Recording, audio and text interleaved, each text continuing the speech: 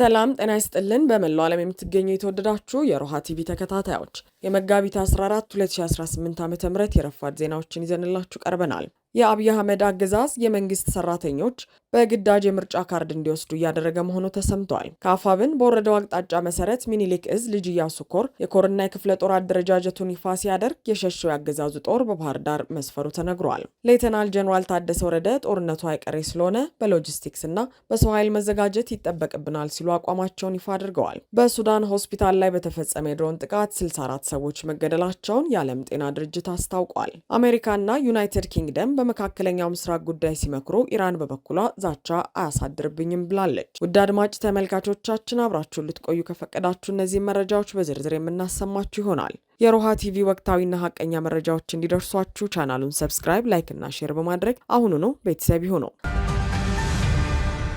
የአብይ አህመድ አገዛዝ የመንግስት ሰራተኞች በግዳጅ የምርጫ ካርድ እንዲወስዱ እያደረገ መሆኑ ተሰማ። 2 ወር ገደማ ለቀረውና አብይ አህመድ ስልጣኔን ያራዝምልኛል ብለው የሚጠብቁት የግንቦቱ ምርጫ የሲቪል ሰርቪስ የመንግስት ሰራተኞች በግዳጅ የመራጭነት ካርድ እንዲያወጡ እየተገደዱ መሆኑን ዋዜማ ራዲዮ ባደረኩት ማጣራት ማረጋገጥ ችያለሁ ብላለች። በፌዴራል በክልሎችና በከተማ አስተዳደሮች የሲቪል ሰርቪስ ሰራተኞች ሙሉ በሙሉ የምርጫ ካርድ እንዲያወጡ በገዢው ብልጽግና ፓርቲ በኩል እቅድ ወጥቶ እየተፈጸመ መሆኑን ዘገባው አመልክቷል። ምንም እንኳን እቅዱ ከገዢው ብልጽግና ፓርቲ ቢሆንም የሚፈጸመው በየደረጃው ባሉ የመንግስት መስሪያ ቤቶች በኩል መሆኑን አስተያየታቸውን የሰጡ 4 መካከለኛና ከፍተኛ የፓርቲ መዋቅር አስተባባሪዎች አረጋግጠዋል። የመራጮች ምዝገባ ከመጀመሩ አስቀድሞ በየደረጃው ለመንግስት መስሪያ ቤቶች በወረደው አቅጣጫ መሰረት እቅዱ ተግባራዊ እየተደረገ እንደሚገኝ ምንጮች ጠቁመዋል። የሲቪል ሰርቪስ ሰራተኞች በአስገዳጅ ሁኔታ በቀነ ገደብ የምርጫ ካርድ እንዲያወጡ አቅጣጫ መቀመጡን ዋዜማ የተመለከተችው ከውስጥ ማስታወሻዎች መካከል ለአንዱ የመንግስት መስሪያ ቤት ሰራተኞች የተላለፈው መልእክት አስገዳጅነቱን ለማመላከት ጥብቅ ማስታወቂያ በሚል የተገለጸ ነው። በየመንግስት መስሪያ ቤቱ በተላለፉ ጥብቅ ማሳሰቢያ አዘል ማስታወቂያዎች ሁሉም ሰራተኞች የምርጫ ካርድ አውጥተው ለሚሰሩበት ተቋም ተጠሪዎች የማሳወቅ ግዴታ ተጥሎባቸዋል። ሰራተኞቹ በተቀመጠው ቀነ ገደብ መሰረት የምርጫ ካርድ ካወጡ በኋላ የመራጭ መለያ ቁጥራቸውን በየመስሪያ ቤቱ ማስመዝገብ ይጠበቅባቸዋል። ባለቆቻቸው አስገዳጅ ጫና የምርጫ ካርድ ማውጣታቸውን የፌዴራል መንግስትና የአዲስ አበባ ከተማ አስተዳደር ሲቪል ሰርቪስ ሰራተኞች መግለጻቸው በዘገባው ተመላክቷል። ሰራተኞች የመራጮች ምዝገባ ከተጀመረበት የካቲት 28 2018 ዓ.ም ጀምሮ በ2 ቀን ውስጥ በአመዛኙ ተመዝግበዋል ተብሏል። በተቀመጠው ጊዜ ገደብ ውስጥ የምርጫ ካርድ አውጥተው መለያ ቁጥራቸውን ያላስመዘገቡ ሰራተኞች ለብቻቸው ስብሰባ ተጠርተው ጫና እንደሚደረግባቸው ተናግረዋል። የምርጫ ካርድ አውጥተው መለያ ቁጥራቸውን ያላስመዘገቡ ሰራተኞች አስቸኳይ ስብሰባ የተጠሩበትን ማስታወሻም አሳይተዋል። ሲቪል ሰርቪስ ሰራተኞች የመራጭነት መለያ ማውጣታቸውን ለመስሪያ ቤታቸው ተጠሪዎች የመለያ ቁጥራቸውን ማስመዝገብ ይጠበቅባቸዋል። ከዚሁ ተግባር አስፈጻሚዎች መካከል አንዱ በሚሰሩበት ትምህርት ቤት በአስገዳጅ ሁኔታ ሁሉንም መምህራንና አስተዳደር ሰራተኞች ምርጫ ካርድ እንዲያወጡ በማድረግ ሪፖርት ማቅረባቸውን አረጋግጠዋል። የኢትዮጵያ የምርጫ የፖለቲካ ፓርቲዎች ምዝገባና የምርጫ ስነ ምግባር አዋጅን ለማሻሻል በወጣ አዋጅ ቁጥር 1394/2017 መሰረት ዜጎች ምርጫ ካርድ እንዲያወጡ የመቀስቀስ ኃላፊነት የተሰጠው ለብሔራዊ ምርጫ ቦርድ ብቻ ነው። ቦርዱም ቢሆን በአዋጁ በተሰጠው ስልጣን መሰረት የግንዛቤ ትምህርት ከመስጠት የዘለለ ዜጎች በአስገዳጅ ሁኔታ የምርጫ ካርድ እንዲያወጡ ማስገደድ አይችልም። ዜጎች ምርጫ ካርድ እንዲያወጡ በቅድመ ሁኔታ የማስገደድ አካሄድ መኖሩን ጥቆማ እንደደረሰው የቦርዱ ሰብሳቢ መላተወርቅ ኃይሉ ከቀናት በፊት በሰጡት መግለጫ ጠቁመዋል። ሰብሳቢዋ የመራጮች ምዝገባን አስመልክቶ መጋቢት 4 2018 ዓ.ም በሰጡት መግለጫ ዜጎችን በመሰረታዊ አገልግሎቶች ጭምር የማስገደድ እንቅስቃሴ መኖሩን መረጃ ደርሶናል ብለዋል። ሆኖም በአብይ በጎ ፍቃድ የተሾሙት በምርጫ ቦርድ ሰብሳቢ የብልጽግናን ተግባር ከማስቀጠል የዘለለ አቅም የላቸውም። ከአፋብን በወረደው አቅጣጫ መሰረት ሚኒሊክ እዝ ልጅ ኢያሱ ኮር የኮርና የክፍለ ጦር አደረጃጀቱን ይፋ ሲያደርግ በባህር ዳር ያገዛዙ ጦር መስፈሩ ተሰምቷል። አማራ ፋኖ ብሔራዊ ንቅናቄ ምስራቅ አማራ ቀጠና ሚኒሊክ እዝ የልጅ ኢያሱ ኮር ከአፋብን በወረደው አቅጣጫ መሰረት የኮርና የክፍለ ጦር የማደራጀት ግዳጁን አጠናቆ ይፋ አድርጓል። በዚህም ሂደት የቀድሞ ክፍለ ጦሮችን ወደ ቁጥር በመቀየር ግንባር ቀደም የነበረው የልጅ ኢያሱ ኮር የቀደመ ታሪካዊ ስሙን ሪፎርም በማድረግ 104ኛ ኮር በመባል ተሰይመዋል። ከዚህ ቀደም 4 ክፍለ ጦር የነበሩትን ወደ 2 በመቀየር ወደ 23ኛና 24ኛ ክፍለ ጦር የቀየረ መሆኑ ይታወቃል።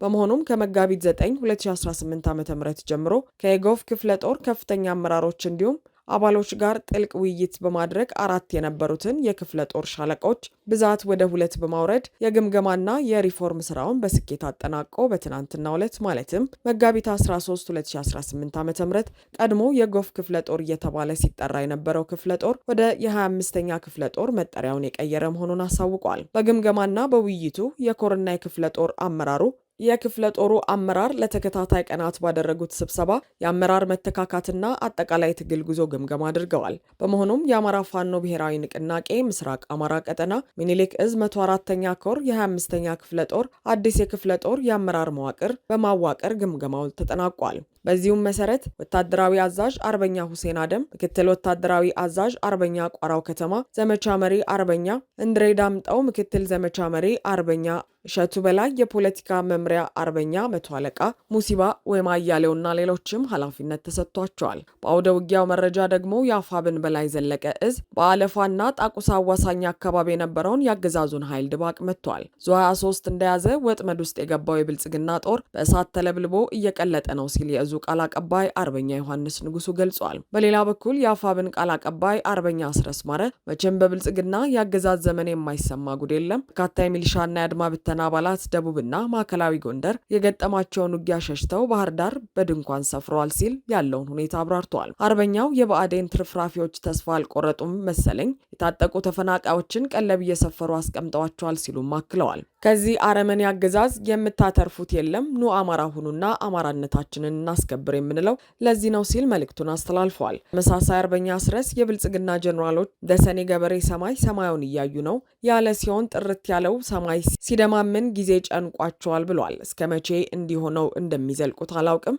ደመና መፍጠር ችያለው ብሎን የነበረው አለቃቸው ደመና እንዲያተንላቸው ይጠብቁ ይሆናል በማለትም የክረምት መምጣት የብልጽግናን መንደር እንዳስጨነቀው አንስተዋል። በድሮን እዋጋለው እያለ ንጹሐንን የሚጨፈጭፈው ብልጽግና በዝናባማ ወቅቶች ድፍን ድሮን ማሰማራትም ይሁን የአየር ሁኔታውን የሚቋቋም ጦር ስለሌለው ጭንቅ ጥብብ ይለዋል።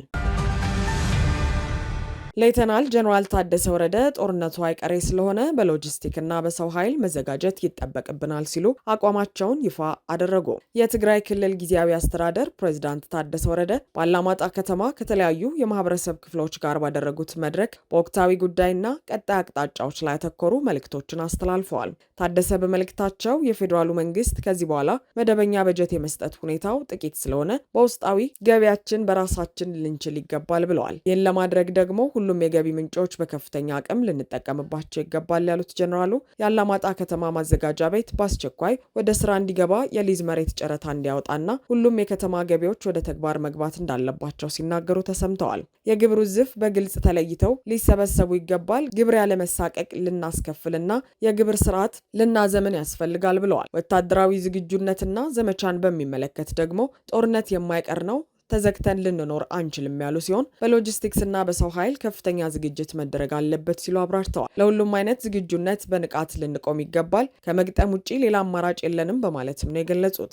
ፕሬዚዳንት ታደሰ ውስጣዊ ችግሮችና ፈተናዎችን አስመልክተው በሰጡት ማብራሪያ እኒያ ሀራ መሬት የሚሉ ቡድኖች የትግራይን መሬት በገንዘብ ሽጠውታል፣ አሁን ግን ያ የገቡት ውል ራስ ምታት ሆኖባቸው ይገኛል ብለዋል። ታደሰ ወረደ በራያ አላማጣ ተገኝተው ይህንን ንግግር ያሰሙ ሲሆን አማራ የማንነትና የባለቤትነት ጥያቄ የሚያነሳበትን የራያ አላማጣ አካባቢ የአብይ ጦር አንድም ጥይት ሳይተኩስ ለቆት የወጣ ሲሆን የህወሓት ኃይል ደግሞ ቦታውን በኃይል ተቆጣጥሮታል። ይህንም ተከትሎ በ10 ሺዎች የሚቆጠሩ አማራዎች ከወይ አላማጣ ከኮረም ከባላና ከሌሎች የሚቆጠሩ አማራዎች ካላማጣ ከኮረም ከባላና ከሌሎች አካባቢዎች ተፈናቅለው በራያ ቆቦ ይገኛሉ። በትግራይ ካሉ የህወሓት አመራሮችና የጦር ጀነራሎች ጋር አለመግባባት ውስጥ ገብተዋል በሚል የሚታሙት ጀነራል ታደሰ ወረደ ባላማጣ ተገኝተው ጦርነት አይቀሬ ነው ብለዋል።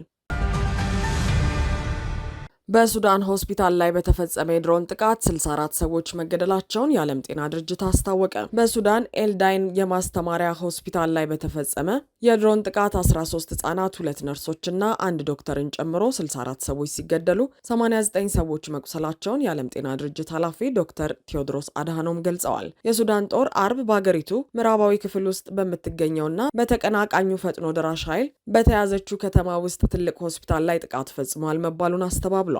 ዶክተር ቴዎድሮስ በኤክስ ገጻቸው ባሰፈሩት መልእክት በቂ ደም ፈሷል ያሉ ሲሆን ሁሉም ወገኖች ከ3 ዓመት ገደማ በፊት የተጀመረውን ግጭት እንዲያቆሙ አሳስበዋል። አርኤስኤፍ እንደሚገልጸው በምስራቅ ዳርፉር ግዛት ዋና ከተማ ኤልዳይን በሚገኘው ሆስፒታል በድሮን የተመታው ሙስሊሞች የኢድ በዓልን ባከበሩበት ዕለት ነው። ሱዳን በአውሮፓውያኑ ሚያዝያ 2023 ወደ እርስ በርስ ጦርነት የገባቸው በወታደራዊ ኃይልና አርኤስኤፍ መካከል በተፈጠረው የስልጣን የበላይነት የመያዝ ሽኩቻ ነው። ሁለቱም ቡድኖች በ2021 መፈንቅለ መንግስት በጋራ ወደ ስልጣን መምጣታቸው ይታወሳል። በግጭቱ ምክንያት ከ150 ሺህ በላይ ሰዎች ሞተዋል። ከ12 ሚሊዮን በላይ የሚሆኑ ሰዎች ደግሞ ከቤታቸው ተፈናቅለዋል። ኤልዳይን የማስተማሪያ ሆስፒታል ከአርብ ምሽቱ ጥቃት በኋላ ከአሁን ከስራ ውጪ መሆኑን የገለጹት ዶክተር ቴዎድሮስ ተፋላሚ ኃይሎች የሕክምና ተቋማትን በተደጋጋሚ ኢላማ ማድረጋቸውን አውግዘዋል። ዶክተር ቴዎድሮስ አርብ ምሽት የተፈጸመውን ጥቃት ጨምሮ ለ3 ዓመታት ያህል በቆየው ግጭት ውስጥ በጤና ተቋማት ላይ በደረሱ 213 ጥቃቶች 2036 ሰዎች መሞታቸውን የዓለም ጤና ድርጅት አረጋግጧል ብለዋል። በሱዳን የተከሰተውን ግጭት በማርገብ የሲቪሎችን የጤና ባለሙያዎችንና የሰብአዊ መብቶችን ለመጠበቅ ጊዜው ደርሷል ሲሉም ጥሪ አቅርበዋል። የጤና ተቋማት በፍጹም ኢላማ መሆን የለባቸውም፣ ሰላም ምርጡ መድኃኒት ነው። አርኤስኤፍ ባወጣው መግለጫ ጥቃቱ የሆስፒታሉን የላይኛው ክፍል ሙሉ በሙሉ እንዳወደመና በድንገተኛ ክፍል ላይ ከፍተኛ ጉዳት እንዳደረሰ ገልጿል። ወሳኝ የሕክምና መሳሪያዎችንም አውድሟል ብሏል። የሱዳን ጦር በበኩሉ ባወጣው መግለጫ ከጥቃቱ ጀርባ አለ በሚል በቀረበበት ክስ እንደተገረመ ገልጿል። ጦሩ ዓለም አቀፍ ደንቦችንና ሕጎችን እንደሚያከብር አክሏል። የአደጋ ጊዜ ጠበቆች ቡድን ገለልተኛና ግልጽ ምርመራ እንዲደረግና ተጠያቂዎቹ ለፍርድ እንዲቀርቡ ጥሪ አቅርበዋል። በጦርነቱ ወቅት በጦሩና በአርኤስኤፍ የተፈጸሙ ወንጀሎችን የሚመዘግበው የአካባቢ መብት ተሟጋች ድርጅት በኤልዳይን የሚገኘው ሆስፒታል ለከተማውና ለአካባቢው መንደሮች ለሚገኙ በሺዎች የሚቆጠሩ ሲቪሎች ወሳኝ የጤና ተቋም እንደነበር ገልጿል። ሱዳናውያን በተቀዛቀዘ መንፈስ ኢድ አልፈጥርን አክብረዋል። የፎቶ ባለመብት ኤኤፍፒ ቪያ ጌቲ ኢሜጅ ምስራቅ ዳርፉር የኮርዶፋንን ክልል የሚዋሰን ሲሆን በጦርነቱ ውስጥ አዲስ ግንባር ከመሆን ባለፈ በየቀኑ በሚባል ደረጃ የድሮን ጥቃቶች ይፈጽማሉ።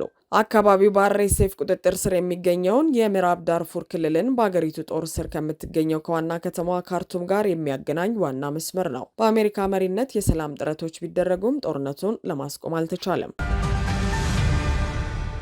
አሜሪካና ዩናይትድ ኪንግደም በመካከለኛው ምስራቅ ጉዳይ ሲመክሩ ኢራን በበኩሏ ዛቻ አያስደነብረኝም ብላለች። የአሜሪካው ፕሬዝዳንት ዶናልድ ትራምፕ እና የዩናይትድ ኪንግደም ጠቅላይ ሚኒስትር ኬር ስታርመር ስለ መካከለኛው ምስራቅ ግጭት በስልክ በተነጋገሩበት ወቅት በኢራን ስለተዘጋው የሆርሙዝ ወሽመጥ መከፈት አስፈላጊነት ተወያይተዋል። ከ3 ሳምንት በፊት ጦርነት የተከፈተባት ኢራን በርካታ መርከቦችን ከሚያስተናግዱ የዓለም የባህር መተላለፊያዎች አንዱ የሆነው ሆርሙዝን ወሽመጥን ዘግታለች። ይህንን ተከትሎ በአካባቢው ይደረግ የነበረው መርከብ ጉዞ በ95 በመቶ ቀንሷል። ሁለቱ መሪዎች እሁድ ምሽት ባደረጉት የስልክ ንግግር በመካከለኛው ምስራቅ ስላለው ሁኔታ መወያየታቸውን የዩናይትድ ኪንግደም ጠቅላይ ሚኒስትር ጽህፈት ቤት ቃል አቀባይ ገልጸዋል። በተለይም ለዓለም የመርከብ ጉዞን ለማስጀመር የሆርሙዝ ወሽመጥ መከፈትን አስፈላጊነት እንደተነጋገሩ አስረድተዋል። ቃል አቀባዩ አክለውም የሆርሙዝ ወሽመጥ ዳግም መከፈት የዓለም ኢነርጂ ገበያ መረጋጋትን ለማረጋገጥ ወሳኝ መሆኑን ተስማምተዋል ብለዋል። ስታርመርና ትራምፕ በቅርቡ በድጋሚ ለመነጋገር እንደተስማሙም ተገልጿል። በተመሳሳይ የአሜሪካው ፕሬዝዳንት ዶናልድ ትራምፕ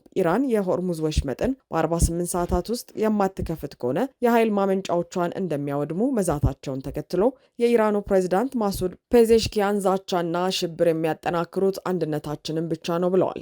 ፕሬዚዳንት ትራምፕ በኢራን የተዘጋው ወሳኙ የባህር መተላለፊያ እንዲከፈት የሰጡት ማስጠንቀቂያ ከ24 ሰዓታት ያነሰ ጊዜ ቢቀረውም ከቴህራን በኩል መለሳለስ አልታየም። የኢራን ፓርላማ አፈ ጉባኤ መሐመድ ባገር ጋሊባፍ አገሪቱ የኃይል ማመንጫዎች ጥቃት የሚፈጸምባቸው ከሆነ በቀጠናው የሚገኙ ወሳኝ መሰረተ ልማቶች፣ የኤነርጂና የነዳጅ ዘይት ተቋማት እንደ ህጋዊ ኢላማዎች ይቆጠራሉ ብለዋል። የኢራኑ ፕሬዚዳንት ፔዜሽኪያን በኤክስ ገጻቸው ባሰፈሩት ጽሑፍ የሆርሙዝ ወሽመጥ መሬታችንን ከሚደፍሩት በስተቀር ለሁሉም ክፍት ነው ሲሉ ገልጸዋል። የአሜሪካን ዛቻ ኢራንን ከካርታው ላይ የማጥፋት ቅዠት ሲሉ የጠሩት ፕሬዚዳንቱ ይህ ማስፈራሪያ ታሪክ ሰሪ ከሆነው የህዝብ ፈቃድ ተቃራኒ የሆነ ተስፋ መቁረጥን ያሳያል ብለዋል። ፔዜሽኪያን አክለውም የማይረቡ ዛቻዎችን ጦር ሜዳ ላይ በጽናት እንመለከታለን በማለት ጽፈዋል።